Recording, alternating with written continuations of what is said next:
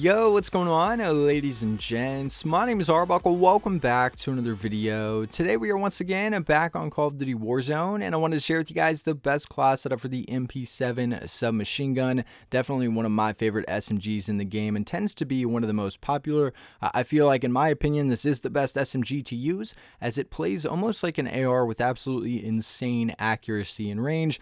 What you're watching right now is me demonstrate what this weapon plays like and how it looks against veteran bots. Keep in mind, this is a Warzone class setup, so I wouldn't recommend using this in a multiplayer lobby. However, I just wanted to give you guys some gameplay so you get an idea. But nonetheless, a really good class setup. If you guys take a look at the stats that we're going to get with this specific MP7 class setup, you'll see that we get a massive boost to accuracy, range, and control, which are going to be the most important stats when playing here in Warzone. We end up losing a decent amount of mobility. However, we still have pretty decent aim down sight speed and sprint to fire speed with this weapon.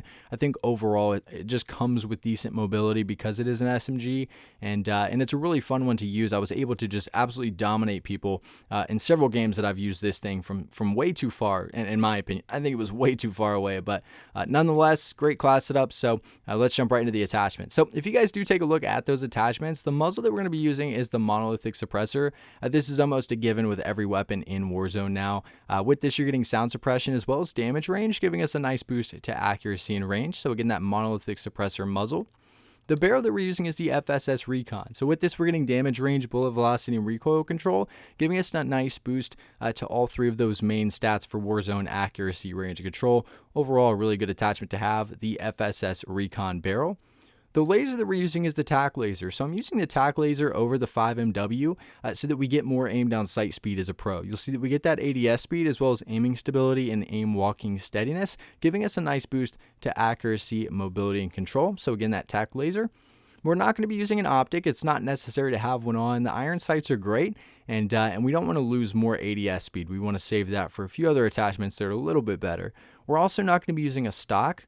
The underbarrel that we're using is the Commando foregrip. So this is going to give us recoil stabilization as well as aiming stability. I do want to point out that aiming stability is not that important with this class setup because there's really no idle sway. But the recoil stabilization does make a huge difference, and it's what really makes this SMG absolutely amazing from long range. So you guys will see that we get a really nice boost to accuracy, range, and control here. So again, that Commando foregrip underbarrel. And last but not least, the ammunition that we're running is the 60 round mag. Now, I feel like this is another given and a pretty obvious attachment at that. Here in Warzone, having those higher round mags is going to make all the difference. Obviously, it takes a little bit longer to kill people, and when people go down, you want to make sure you're able to take them out before they get away, revive themselves, or get revived by teammates. But I'll give you guys one last look at all the stats and attachments that come with this specific class setup.